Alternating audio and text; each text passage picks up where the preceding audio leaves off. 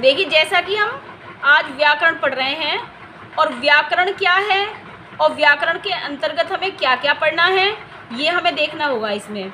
तो सबसे पहले है व्याकरण। सबसे पहले व्याकरण क्या है, ये व्याकरण। और व्याकरण के भेद कितने हैं या व्याकरण कहते किसे हैं, तो सीधी सीधी सिंपल सी भाषा में आपको बताना चाहूँगी कि व्याकरण क्या है कि भाषा का नियमबद्ध होना ही व्याकरण कहलाता है। अब नियमबद्ध होना, इसी के अंतर्गत हमारी चीज़ें आ जाती हैं। जैसे मान लीजिए हम कहेंगे कि वर्ण विचार क्या है, शब्द विचार क्या है या वाक्य विचार क्या है, तो ये क्या है कि ये हमारे इसके भेद हो जाते हैं। किसके? व्याकरण के भेद हो जाते हैं हमारे। एक तो हो जाता है हमारा वर्ण विचार, वर्ण विचार है। उसके बाद हम कहेंगे दूसरा हमारा इसका भेद होगा शब्द विचार।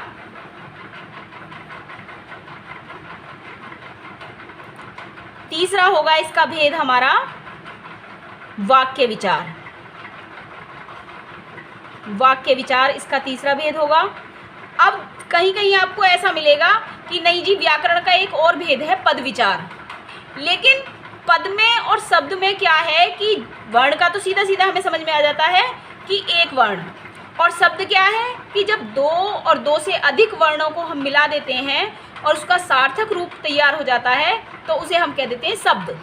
लेकिन पद क्या है, तो इस शब्द को समझाने के लिए ये कहेंगे कि जब हम शब्द को वाक्य के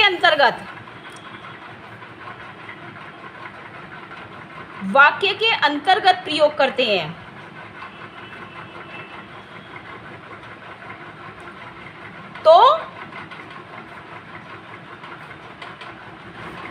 तो यह पद बन जाता है। तो यह पद बन जाता है। यदि हमने ऐसे बोला कि ये हमने लिखा, एक लिखा हमने वर्ण का, हमने लिख दिया एक वर्ण माँ, हमने लिख दिया ला, तो ये अलग अलग ये हमारे वर्ण हैं। लेकिन वर्ण के बाद हम कह रहे हैं कि इनको शब्द कैसे बनाया जाए, तो हमने इन तीनों को ऐसे करके मिला दिया, और ये हमारे तीनों को ऐसे मिला दिया, तो ये क्या हो गया हमारा कमल। या ये कहें कि हमने कै को मिलाया, ले को मिलाया और मैं को मिलाया, और हमने लिख दिया यहाँ पर कलम, तो भी ये शब्द बन गया। लेकिन अब हम ये कैसे पता चलेगा कि ये पद है? पद को समझने के लिए हमें क्या करना होगा कि हम लिख रहे हैं कि मैं कलम से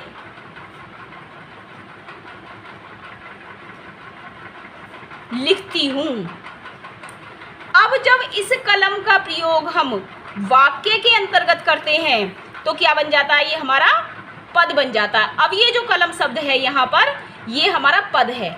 और अगर हम इसे अकेले यहाँ रख देते हैं, हम केवल यहाँ लिखते हैं कि कलम, या लिख देते हैं हम कमल, तो क्या हो जाएगा? ये होगा सिर्फ हमारा शब्द।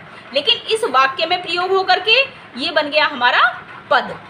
तो ये यहाँ पे सिर्फ मैंने इसलिए बताया है कि शब्द में और पद विचार में, पद जो है, पद में और शब्द में क्या अंतर है। होता शब्द ही है, लेकिन जब इसका प्रयोग हम वाक्य के अंतर्गत करते हैं तो ये हमारा पद बन जाता है। लेकिन यहाँ पे हमें सबसे पहले क्या सीखना है? हमें सीखना है वर्ण विचार। हम आते हैं वर्ण विचार पे। तो सबसे पहले जो हमारा है वर्ण विचार, वर्ण विचार किसे कहते हैं? वर्ण किसे कहते हैं? सबसे पहले तो ये समझना होगा कि भाषा की सबसे छोटी इकाई, भाषा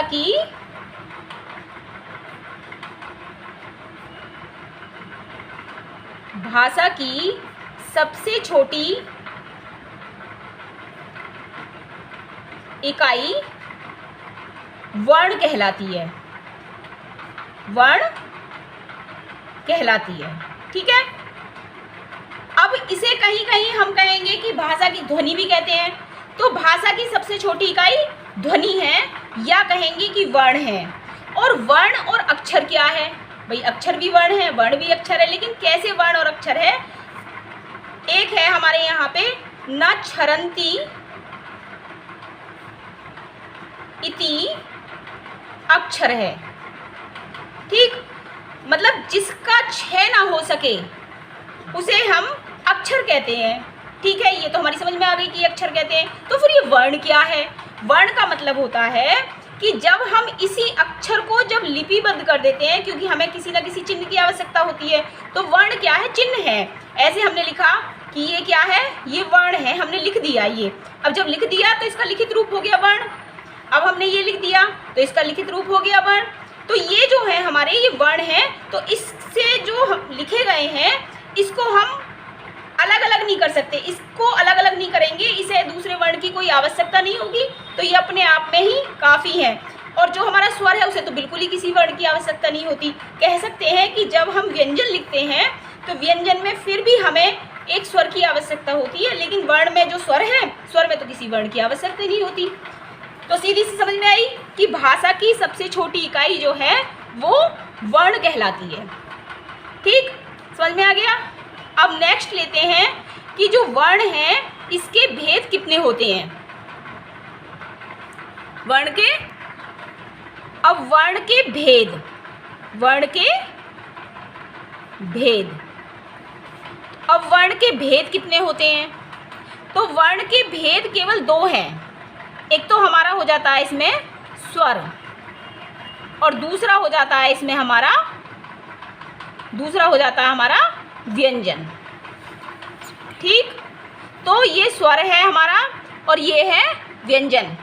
तो अब इसमें स्वर के भेद कितने होते हैं और व्यंजन के भेद कितने होते हैं? तो इससे जानने से पहले हमें ये जानना होगा कि स्वर कहते किसे हैं।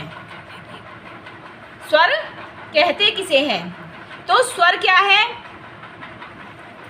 ऐसे वर्ण जिसमें हमें किसी दूसरे वर्ण की आवश्यकता नहीं होती, जिसमें हमें किसी सहारे की आवश्यकता नहीं है, अकेला ही अपना काम कर लेता है। ये समझिए कि जो स्वर है ना, इसे किसी की आवश्यकता नहीं है। और जो व्यंजन है ये अकेला काम नहीं कर पाता, इसे दूसरे की ज़रूरत पड़ती है, दूसरे के सहारे की आवश्यकता है। लेकिन स्वर क्या है? इसको किसी की आवश्यकता नहीं है। तो स्वर क्या है? स्वर के भी हमारे हिंदी में हम वैसे सीधे सीधे कहेंगे कि स्वर के हमारे दो ही भेद होते हैं। एक तो होता है हमारा ह्रस्व स्वर, एक होता है हमारा ह्रस्व स्वर, और दूसरा होता है हमारा दीर्घ स्वर। दीर्घ स्वर, तो हमारा इसमें ह्रस्व स्वर और दीर्घ स्वर। तो वर्ण के जो दो भेद हैं इसमें हमारा एक तो होता है ह्रस्व स्वर और एक होता है दीर्घ स्वर। ये स्वर के ही भेद हैं, नंबर एक ह्रस्व और नंबर दो दीर्घ। कभी कभी आपने देखा होगा कि हम इसकी जगह पे लघु लिख देते हैं, लघु। तो लघु जो लिख देते हैं ना, लघु माने भी छोटा होता है, ह्रस्व माने भी छोटा होता है, और छोटा भी कहें वो भी छोटा होता है। लेकिन क्या है, इसको वैसे सिर्फ तुम्हें जानकारी के लिए मैं बता दूं कि लघु शब्द का जो प्रयोग करते हैं ना वो हम छंद में प्रयोग करते हैं, छंद में प्रयोग करते हैं इसका हम। ठीक है, लेकिन जो हमारा ह्रस्व है, जब हम वर्णमाला के वर्ण के भेद सीख रहे हैं तो हम यहाँ पे ह्रस्व शब्द का प्रयोग करेंगे और दीर्घ के लिए दीर्घ का प्रयोग करेंगे। तो इसके दो भेद हैं, ह्रस्व और दीर्घ। ये मैंने यहाँ पे बता दिया है कि स्वर है वर्ण के भेद में, दूसरा व्यंजन है, और इसके दो भेद हैं ह्रस्व और दीर्घ। ठीक है, ये क्लियर हो गया। अब ह्रस्व कहीं कहीं आप देखेंगे कि ये प्लुत स्वर क्या होता है। हमने तो मैम ये भी पढ़ा है कि प्लुत स्वर होता है, तो ठीक है, हाँ जरूर पढ़ा है तुमने। लेकिन क्या होता है कि वैसे तो जब हिंदी की भाषा लिखी होगी, कोई पैराग्राफ होगा या कोई निबंध होगा या जो भी कुछ है, तो उसमें कहीं कहीं पे प्लुत स्वर होता है एक। वैसे तो ये सीधे कहेंगे कि ये संस्कृत का प्रयोग है, ये संस्कृत भाषा में होता है। ठीक है, संस्कृत भाषा में होता है। लेकिन क्या है कि हमें इसे भी समझ लेना चाहिए, क्योंकि ऐसा ना हो कि हम अनजान बने रहें और कोई कहे कि हिंदी पढ़ रहे हो तो बताओ भी प्लुत क्या है, तो उसको जानना जरूरी है। तो ये है प्लुत। तो ये होते तो हमारे ह्रस्व और दीर्घ स्वर ही हैं। जैसे मान लीजिए मैंने कहा ओ, ठीक है, ओ बोला, तो ओ क्या है? हमारा दीर्घ स्वर है। ओ क्या है? दीर्घ स्वर है। लेकिन हम कहेंगे कि फिर प्लुत स्वर क्या है? तो जब हम इसको ओ को इस तरीके से कर दें, ये समझ लीजिए। अगर हमें साधारण उसमें समझना है तो पहले हम हिंदी में ऐसे लिखते थे 3 इकाई, है ना, 3, जैसे ऐसे बना देते हैं ना, तो बस ऐसे कर देना है। पहले लिखा जाता था 3 इकाई करके बोलते थे, तो ऐसे समझो कि 3 है, तो ओ को हमने 3 गुना कर दिया, क्योंकि जो हमारा हिर्सु है, हिर्स स्वर जो है वो हमारा, वो होता है हमारा एक मात्रिक, ये होता है हमारा एक मात्रिक। ठीक, क्लियर हुआ। अब जब हमारा दीर्घ होगा, दीर्घ स्वर होगा, तो वो होगा हमारा द्विमात्रिक। द्विमात्रिक। अब आप लिखना चाहें तो लिख सकते हैं इसमें कि हिर्स स्वर किसे कहते हैं। तो ऐसे वर्ण जिनमें हमारा एक मात्रा का समय लगता है उसे हम हिर्स स्वर कहते हैं। फिर कहेंगे कि दीर्घ स्वर किसे कहते हैं, तो जिसमें हमारा 2 मात्रा का समय लगता है उसे हम द्विमात्रिक कहते हैं। 2 मात्राओं का समय लगता है उसे हम दीर्घ स्वर कहते हैं। लेकिन फिर प्लुत स्वर क्या है, तो हम सीधे कहेंगे कि यहाँ पे हमने देखो एक तरीके से समझा था, 3 बना हुआ है, तो हम सीधे कहेंगे कि प्लुत स्वर जो है, प्लुत स्वर जो है उसमें हमारा त्रिमात्रिक होगा, त्रिमात्रिक होगा, और इसमें 3 मात्रा का समय लगेगा ऐसे। और इसको बनाने के लिए क्या करेंगे हम, जैसे हमने लिखा आ, तो हमारा ये दीर्घ स्वर है, इसमें हमारा 2 मात्रा का समय लगा, तो हम इसे प्लुत कैसे बना देंगे, तो इसको ही हम प्लुत कैसे बना देते हैं, हमने ऐसे बना दिया। तो अब इसका जो उच्चारण होगा वो होगा आ, और वैसे क्या होता आ। लेकिन जब इसे हम प्लुत बना देंगे तो फिर क्या हो जाएगा इसका आ। ऐसे ही हमने यहाँ पे लिया था ये ओ, ठीक, और दीर्घ स्वर भी है, लेकिन हम इसे बोलेंगे 3 मात्रिक जब बोलेंगे तो उसे बोलेंगे ओ। ठीक है, आपने देखा भी होगा वैदिक संस्कृत में लिखा भी जाता है, जैसे हमने लिखा ओ और उसके बाद हमने लिखा प्लुत स्वर और उसके बाद हमने लिखा मा। तो अब इसका जब उच्चारण करेंगे तो हम करेंगे ओम, क्योंकि ओ को हमने 3 गुना बोला, तो ये हमारा हो गया ओम। क्लियर हुआ। तो अब हमने ये सबसे पहले जाना कि हमारे स्वर के 2 भेद थे हिंदी में, और वो थे हिर्सु और दीर्घ। हिर्सु का मतलब है 1 मात्रा का समय, दीर्घ स्वर का मतलब है 2 मात्रा का समय, और प्लुत स्वर जो कि संस्कृत में अक्सर प्रयोग होता है लेकिन जानना जरूरी है, इसलिए हमने बता दिया कि इसमें हमारा 3 मात्रा का समय। क्लियर हो गया। अब हम जानते हैं कि हमारे जो स्वर हैं वो, तो अब जैसे जान गया कि हिर्सु स्वर और दीर्घ स्वर, अब हमें ये जानना होगा कि इसमें हिर्सु स्वर की संख्या कितनी और दीर्घ स्वर की संख्या कितनी। तो दीर्घ स्वर की संख्या कितनी है, हिर्सु की कितनी है, या कोई ये पूछे हमसे कि हमारे पूरे जितने भी स्वर हैं उनकी संख्या कितनी है, तो ये जानने के लिए हमें क्या है कि अगर हम अलग अलग जानना चाहते हैं तो हम सीधे सीधे ये कहेंगे कि ए, ई, उ और हमारा एक री, ये हमारे इसके ये भी कह सकते हैं कि ये हमारे मौलिक स्वर कहलाते हैं, मौलिक स्वर। ठीक है, और मौलिक स्वर का मतलब है कि प्रारंभिक में यही हमारे पास थे स्वर ए, ई, उ, री। और ये कौन से थे, अभी मैंने बताया था इससे पहले कि ये हमारे कौन से हैं, कौन से स्वर हैं, हिर्सु स्वर हैं। और दूसरा क्या कहा है कि इसे बोलते हैं एक मात्रिक, जिसमें हमारा 1 मात्रा का समय लगता है, वो हमारे एक मात्रिक हैं।